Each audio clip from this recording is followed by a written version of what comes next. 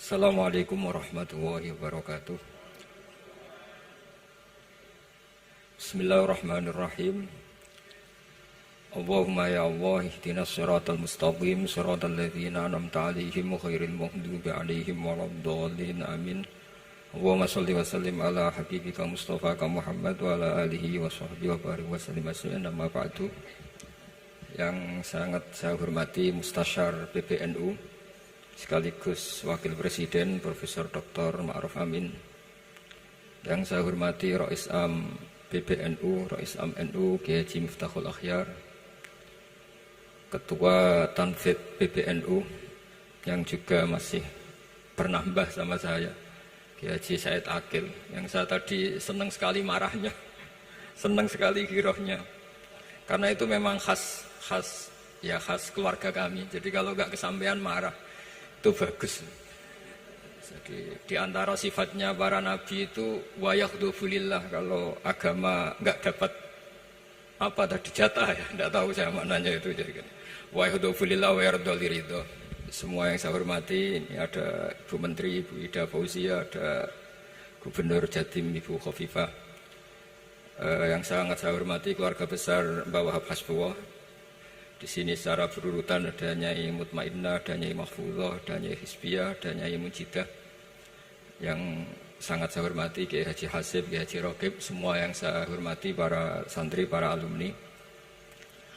Alhamdulillah tadi acaranya banyak sekali, jadi saya nanti ngaji insya Allah 15 menit. Karena menurut saya solusi bangsa ini itu mudah sekali kalau mau niru Mbah Wahab.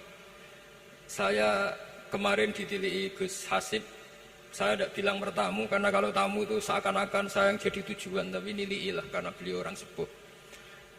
Kemudian beberapa hari dikasih paketan buku beliau tentang Mbah Wahab, buku dari beliau tentang Mbah Wahab. Tapi sebetulnya saya tahu banyak tentang Mbah Wahab tanpa buku itu, karena Mbah Maimun, guru saya, juga bapak saya, Kiai Haji Nur Salim sering cerita. Kiai Wahab itu pedagang, juga ulama, juga politikus, juga pahlawan.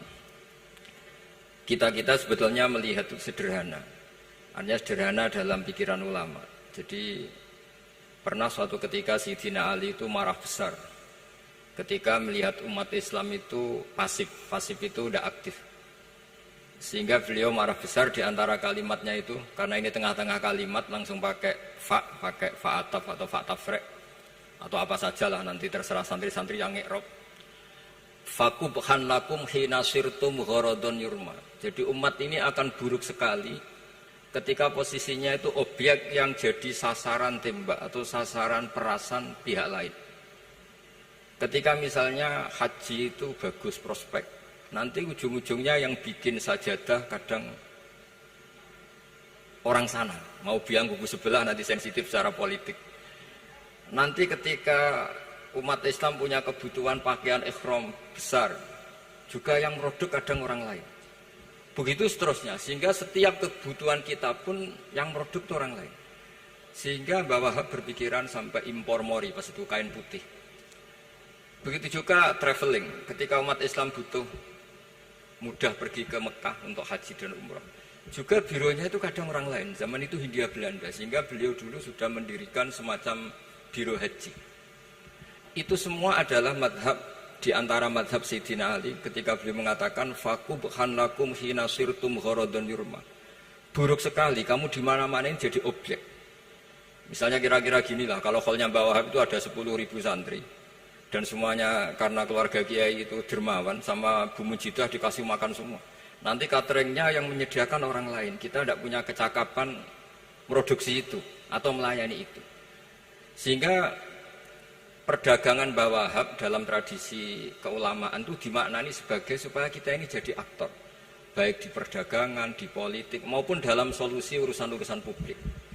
Misalnya sekarang ada problem apalah, sebetulnya solusinya gampang sekali. Ketika kita minus atau ketika kita tidak berkecukupan, mulai dulu ulama itu solusinya gampang. Pernah suatu Abdul Qasim Al-Junaidi atau siapa sajalah, ini karena polanya sama, menyuruh muridnya, saya tolong belikan ikan.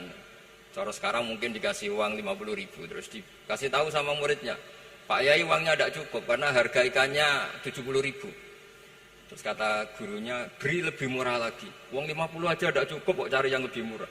Kata beliau, arkhisuhu bitarki. Ya bikin murah karena kamu tidak berkeinginan. Jadi nggak usah belikan katanya. Ini penting sekali karena dulu ada solusi, masyhur itu makalahnya Imam Syafi'i itu.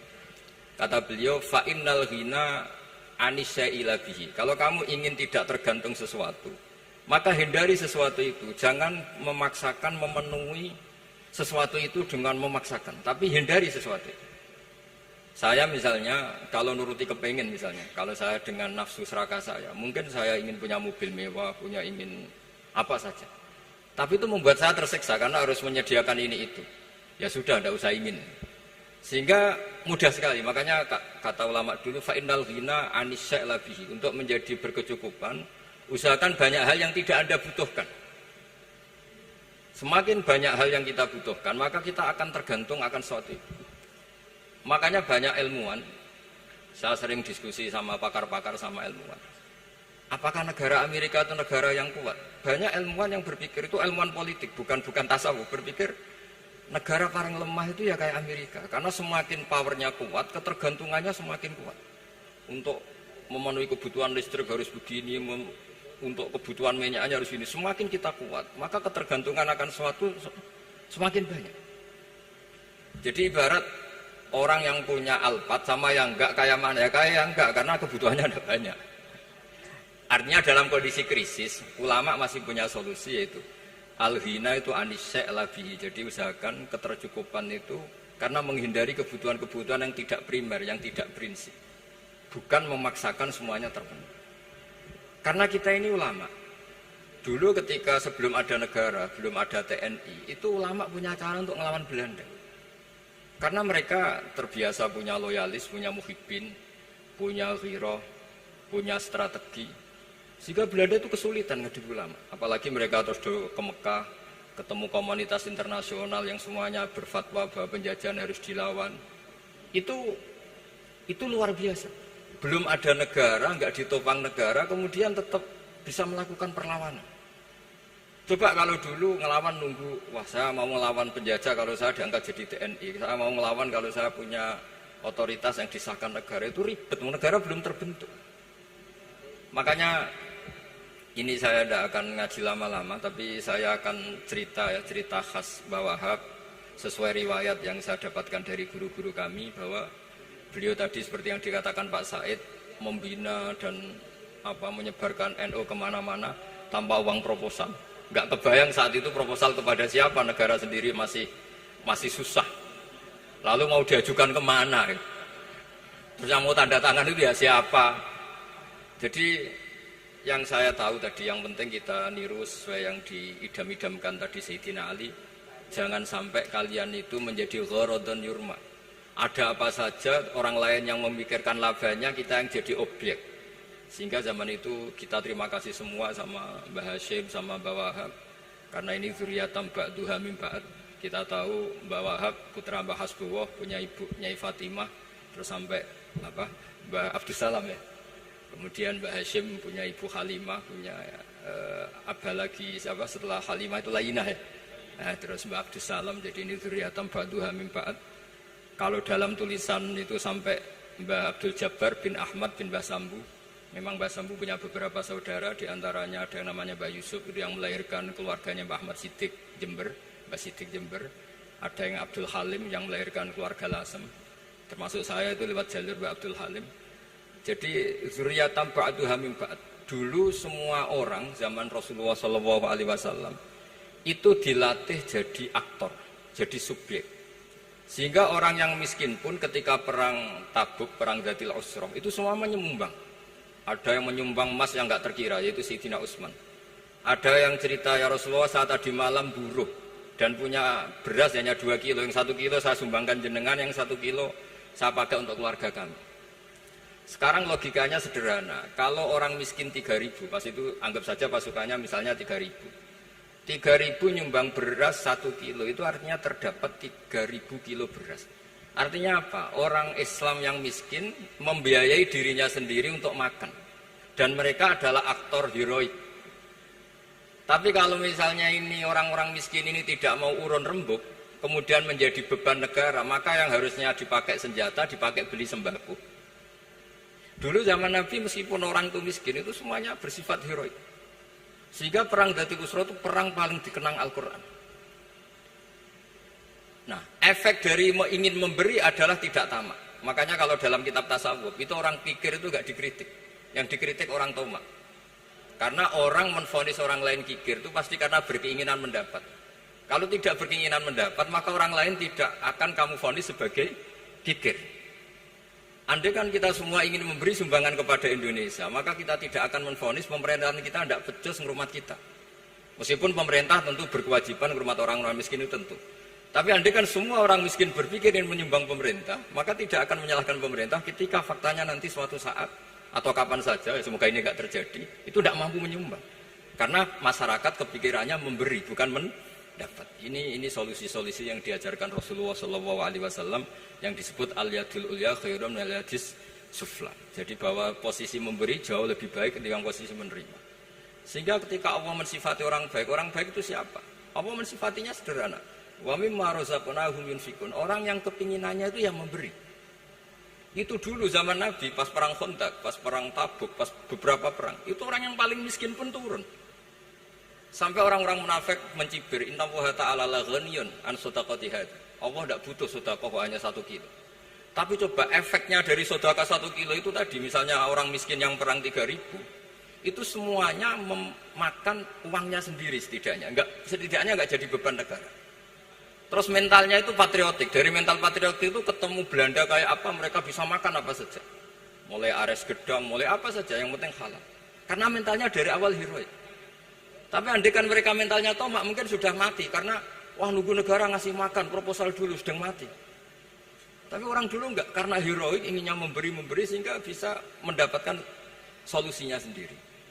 Ini solusi yang saya tawarkan sebetulnya ini Mudawwan, artinya Mudawwan itu ada di beberapa kitab, lihat di beberapa tafsir istilah perang Dhatul Usra, perang Tabuk atau perang apa saja itu memang zaman itu susah sekali. Itu menjadi solusi utama adalah setiap orang ingin bermental patriotik. Nah, kalau sudah orang bermental patriotik itu gampang, ukur apa saja itu gampang. Karena tadi dari 3.000 atau 1.000 atau apa saja pasukan, sampai ada yang urun tadi beras 1 kilo, tapi 1 kilo itu menjadi satu watak, satu karakter bahwa bangsa ini inginnya memberi sama negara, sehingga negara ini mudah merdeka. Coba kalau semua orang miskin zaman itu bermental ingin mendapat, ribut proposal, nyalahkan ini, nggak didata miskin tersinggung, kan capek. Jadi ini memang zaman akhir ya, agak aneh, orang nggak didata miskin itu tersinggung. Kalau besanan nyari yang kaya, tapi kalau ada sumbangan nyari sebagai yang miskin. Jadi kalau tanya solusi khas ulama, kita belajar dari perang Dhatul Usra. Itu orang yang miskin semuanya urun. Nah, barokahnya urun itu kemudian mereka bermental patriotik. Barokahnya patriotik, yang kaya, yang miskin, yang pinter semuanya berkontribusi untuk menyumbang negara. Akhirnya negara ini bisa merdeka sebelum terbentuk TNI, sebelum terbentuk Polri. Karena tadi keinginan memberi, keinginan patriotik. Sehingga cerita buyut-buyut saya ketika Belanda atau apa Jepang, itu yang dicari di geladak saya itu ya kitab. Karena kitab ini dianggap sumber inspirasi mereka melawan Belanda. Dulu kita tahu masyarakat kita itu kalau ngerti Belanda itu dipanggil Doro, wis penjajah jadi diundang Doro. Itu kan terlalu dulu. Sehingga orang Arab itu kadang agak dengan tanda kutip mencibir kita. Kalau bahasakan negara jajahan itu mustakmarin. Negara yang perlu rame karena cara berpikir masih terbelakang. Wong penjajah kok dipanggil Doro. Terus ketika beberapa kiai melihat Belanda baik karena di alun-alun dikasih masjid gini-gini, sudah tidak berotak karena anggap Hindia Belanda itu baik. Baru ketika era beberapa ulama, ada Mbah Hashim, ada Mbah Hasbuh, tadi kata beliau Dwi Tunggal tadi. Terus ada fatwa resolusi jihad. Sehingga mereka baru sadar bahwa Belanda itu ancaman. Kayak apa pentingnya ilmu, kayak apa pentingnya fikih. Karena di fikih jelas, jihad untuk melawan penjajah itu fardu kifayah. Tapi jika musuh kadung ada di kita, maka itu fardu ain. Tidak lagi ada prasyarat harus lelaki, harus merdeka, enggak, perempuan pun harus terlibat. Sehingga kita punya pahlawan kayak Cuk Nyadin, beberapa daerah Kartini. Itu ada di khazanah kitab-kitab fikih kita. Jadi kita tidak pernah kehilangan khazanah untuk menjawab muskilatus zaman, untuk menjawab problem-problem zaman. Tapi yang penting kita selalu ngaji, selalu belajar. Saya adalah orang yang sebetulnya tidak pernah ingin terkenal karena saya itu suka belajar. Cuma saya bikin pengecualian, mau diundang kalau pernah sepuh. Ternyata yang pernah sepuh itu banyak. Ini agak musibah bagi saya karena harusnya kiai itu ya dihormati, tapi gara-gara kalah sepuh digawe kongkonan. Saya ini kemana-mana digawe kongkonan. Jadi gayanya nasihati, tapi aslinya diperintah. Jadi tidak ada kerennya sama sekali. Saya di mana-mana posisinya al-makmur, diperintah. Tapi saya senang karena ilmu itu butuh konsensus. Andai kan saya tidak pernah ngaji di depan Mbah Mun, di depan bapak, di depan guru-guru, maka mungkin saya tidak pede atas bacaan yang saya baca. Karena saya tidak tahu ini benar apa tidak. Jika masyhur dalam guyonan santri, ada orang tidak baca-baca kitab, cari kamus sampai mati tidak ketemu. Karena dia bacanya lam tardiman. Wah itu cari di kamus sampai mati tidak akan ketemu. Bareng tanya gurunya, ini apa Pak Yai? Oh itu lam tarodaman. Lam tarodaman itu karena marjiknya mar'ah, orang ningali sapa mar'ah, daman ing getih. Dia bacanya jadi satu lam tardiman. Dicari di kamus ya, sampai mati tidak akan ketemu. Makanya di guyonan-guyonan pesantren itu banyak katanya ada cerita orang mati karena satu titik. Jadi gurunya baca habbatun sauda dawaun min kulli da. Jadi dia kitabnya kelebihan apa? Titik. Jadi kelebihan titik dia bacanya itu hayatun sauda dawaun min kulli da. Nyari ular hitam, kobra. Dipatuk mati, padahal sesuai resep kitabnya, karena kitabnya dia kelebihan titik hayatun sauda, artinya maknanya ular hitam, sementara tagnya mestinya habbatun sauda. Jadi kenaifan-kenaifan begini itu harus kita dandani, karena yang bisa, kata Pak Said tadi, yang bisa itu kita cari kebenaran dari mana. Kita itu ya pokoknya ulama lah, tidak harus NU, tidak harus Muhammadiyah, pokoknya ulama yang wasatiyah. Itu nanti terus gimana yang wasatiyah itu kayak apa, tapi jelas ulama. Karena dulu zaman, kalau kita fair secara sejarah dulu ya Mbah Wahab ya dekat Mas Mansur, dulu Mbah Hashim ngaji sama Mbah Ahmad Dahlan sama-sama di Mbah Soleh Darat, ketika di Mekah ya sama-sama ngaji di Syekh Khotim Minangkabau. Jadi kalau era beliau itu ya memang dulu perbedaan itu nggak ada masalah. Karena perbedaan itu bawaan visi ya. Saya belajar usul fikih di antara yang diceritakan di buku-buku Mbah Wahab. Beliau itu ahli usul fikih. Sementara Ki Bisri itu suka fikih mateng. Sehingga memang ada perbedaan antara fikih mateng dan usul fikih. Saya beri satu contoh. Ini guyonan tapi nanti di usul fikih nanti kelihatan. Di usul fikih itu ada ilmu namanya tangkihul manat. Ketika Nabi sama-sama menyebut sesuatu, sebetulnya ada benang merah di situ, tidak sama persis. Misalnya begini. Ja'a a'rabiyun ila Rasulillah sallallahu alaihi wasallam. Faqala ya Rasulullah ahlaktu. Wa ma ahlakaka qal waqatu imraati fi nahari Ramadan. Ya Rasulullah, saya ini orang yang rusak karena saya berhubungan intim dengan istri saya di ketika Ramadan. Terus Nabi ngendikan, ya sudah kamu harus merdekakan budak, saya tidak punya ya Rasulullah. Ya sudah kamu puasa 2 bulan berturut-turut. Kata beliau, puasa baru sehari saja kecelakaan apalagi 2 bulan. Karena kamu orang Arab lah, orang Arab itu dia cerita ini di Arab itu. Terus ya sudah kamu sedekah sama 60 orang miskin. Saya ini orang paling miskin. Susah kan menghadapi orang miskin seperti ini. Nah, pertanyaannya secara usul fikih. Menurut mazhab Syafi'i, sanksi berat itu hanya untuk yang berhubungan suami istri. Sehingga kalau membatalkannya pakai rokok, pakai minum, pakai makan, tidak kena sanksi seberat itu.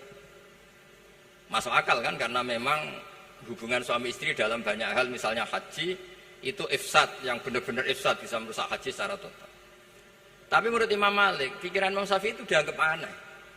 Loh ini hubungan suami istri itu statusnya mubah, sesuatu yang boleh. Maka semua hal yang boleh tapi merusak kehormatan Ramadan, maka ketentuannya sama. Yaitu misalnya nggak sakit, nggak apa, pagi-pagi nyate. Wah itu kan melecehkan Ramadan, nggak sakit, nggak apa, kok pagi-pagi nyate. Perlu dicatat karena hubungan suami istri itu sesuatu yang boleh. Berarti kalau yang boleh merusak Ramadan hukumannya berat, makan yang statusnya boleh juga hukumannya berat. Itu dulu bapak saya ketika bikin analogi itu mau cerita sederhana gini. Hak di sini ono santri ya goblok, kandanane angel. Istrinya lapor ke kiainya, Pak Yai, santri jenengan kalau sama istri sering mukul itu nabok pakai tangan. Santrinya dipanggil kan alumni, kamu jangan sering mukul istri kamu gini-gini. Iya Pak Yai, njeh. Suatu saat 2 minggu istrinya lapor lagi, sekarang tidak nabok Pak Yai, nyaduk. Karena yang dilarang hanya nabok. Dipanggil kiai, lo kamu katanya masih sering nyaduk istri kamu. Yang dilarang kan mukul, sekarang nyaduk. Kapan-kapan meludahi. Nah, artinya di usul fikih dijelaskan bahwa makna haramnya naboi adalah hurmatul idza, haramnya menyakiti. Maka nyaduk sama, meludahi sama, menerlantarkan sama. Itu dulu bahwa ahlinya bikin usul fikih seperti itu. Sehingga misalnya amar ma'ruf nahi mungkar ketika beliau ditanya, apakah perlu ikut kabinet gotong royong? Tapi di situ banyak kelompok yang mungkin tidak cocok. Pikirannya kayak apa harus ikut, justru ikut benahi dari dalam. Meskipun dari ikut itu bahwa Wahab nyun sewu yang ngalami fitnah yang macam-macam dituduh karena zaman itu nasakom. Tapi itu beliau santai saja.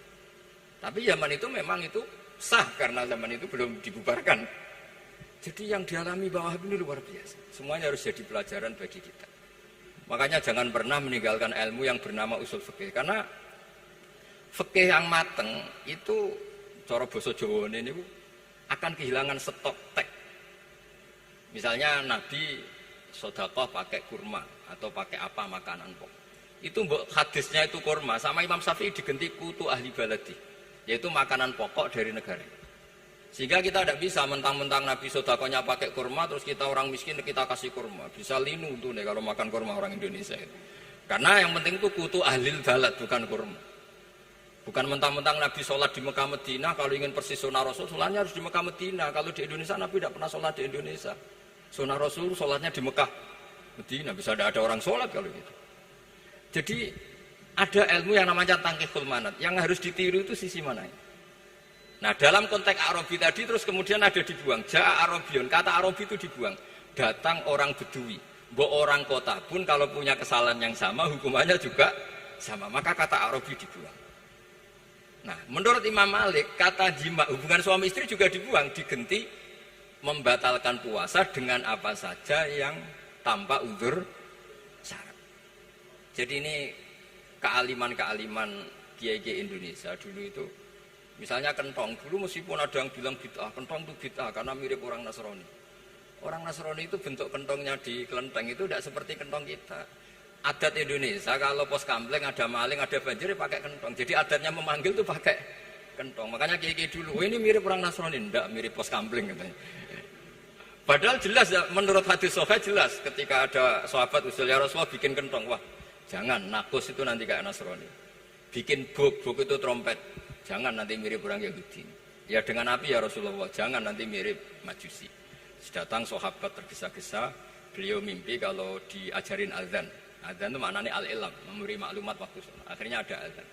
Kemudian ulama Indonesia dulu Mbah Hashim sama Ki Fakih Mas Kemampang, yang satu anti kentong, yang satu pro kentong. Itu dulu ya saling menghormati nggak masalah. Karena fikih itu sekali khilaf itu mirip-mirip. Tadi Pak saya Takil nyinggung Palestina. Saya pernah ke Palestina. Itu banyak ulama Mesir yang mengharamkan orang datang ke Yerusalem, ke Masjid Aqsa. Karena mau tidak mau harus dapat visa Israel, berarti ngaku eksistensi Israel. Karena dianggap mengaku eksistensi Israel maka hukumnya haram. Tapi saya pernah ketemu Imam Masjid Aqsa. Beliau bilang begini, Pak Bahak, kalau orang Islam dari seluruh dunia tidak datang ke kami, maka eksistensi kami dianggap diabaikan oleh komunitas internasional. Dan itu dengan mudahnya Israel mencaplok kita. Sehingga separuh ulama Mesir juga mewajibkan yang mampu harus ke sana. Dengan cara itu, Aqsa aman karena masih diperhatikan ulama atau komunitas internasional. Yang satu cara pandang ke sana berarti ngaku eksistensi Israel karena ada visa Israel. Yang satu bilang harus ke sana, dengan itu eksistensi Masjid Aqsa terjaga karena masih diperhatikan ulama atau komunitas Jadi di mana-mana khilaf itu ya seperti itu. Tapi alhamdulillah di kita itu khilaf itu biasa. Sehingga zaman kita mondok, saya itu pernah pengalaman buruk sekali saya ketika jadi Rois Musyawarah Fatul Mu'in. Itu ada pertanyaan gini Gus Hasib. Saya tanya gini sama orang, Gus, soft paling utama itu yang nomor berapa? Nomor 1 kata saya. Yang kedua, yang soft berikutnya, iya yang berikutnya. Kalau sudah tahu soft terbaik itu yang nomor 1, kenapa masjid gak dipakai memanjang selatan utara? Biar semuanya nomor 1. Selagi masjid itu memanjang barat timur, pasti ada soft 1, 2, 3. Itu kan kurang ajar betul. Jadi supaya orang soft 1 semua ya tinggal desain masjidnya, yaitu memanjang utara selatan. Selagi masih memanjang barat timur, pasti soft 2, 3. Terus saya kebalik tanya. Lalu setelah begitu yang paling abdul siapa? Yang sisi kanannya imam. Ya sudah, imamnya dipojokkan pol selatan, biar semuanya dari pol kanan. Nanti ada masalah lagi, yang paling abdul siapa? Yang paling dekat imam. Yuskono kerubutu imam kan gitu. Jadi kalau nuruti fikih itu ya memang ilmu logika. Sehingga banyak orang jadi wali itu dari hasil ijtihadnya. Ada orang jadi wali karena sering sholat di shaf awal. Tapi ada wali pesaingnya justru jadi wali karena kalau sholat di belakang. Tapi tetap wali. Suatu saat 2 wali ini ketemu. Loh, kamu kok wali padahal kalau sholat paling belakang. Saya tuh malu sama Allah. Kok kayak sok suci ya kok ngarep gitu. Jadi wali karena adab, bukan karena malas loh. Saya itu gak pede, saya saja kok sholat di depan. Maksudnya kok kepedean itu. Tapi tentu secara syariat tetap baik yang di depan. Ini saya bukan bela yang, kenapa saya cerita bela yang belakang? Karena yang bela jarang gitu, makanya saya. Dan kebetulan saya kalau sholat ya sering di soft belakang. Tapi ini saya cerita betapa logika fikih itu khazanahnya banyak dan luas. Dan kita bicara usul fikih itu biasa. Kita belajar sama beberapa ulama. Saya berkali-kali cerita di mana-mana. Muhammad bin Hasan Asyibani itu mewajibkan ulama kaya. Dan beliau kalau ngitung duit itu di kamar tamu, di ruang tamu. Sehingga santri itu kepikiran nyalami template. Kan cara orang Jawa kan meliti, ngitung duit kok di ruang tamu. Tapi ternyata alasannya beliau masuk akal. Ben santri ku roh nak kiye ini di duit. Jadi tidak perlu kepikiran nyumbang gulu. Ya masuk akal. Tapi yang nyimpen duit ya masuk akal. Duit kok dipamer-pamer. Tapi yang pamer nggih monggo nak niate ben wong liya ndak perlu berempati, nggak perlu sakit. Jika nggak perlu didata dapat BLT mergo duwike didakok. Ya itu semuanya istihad. Assalamualaikum warahmatullahi wabarakatuh.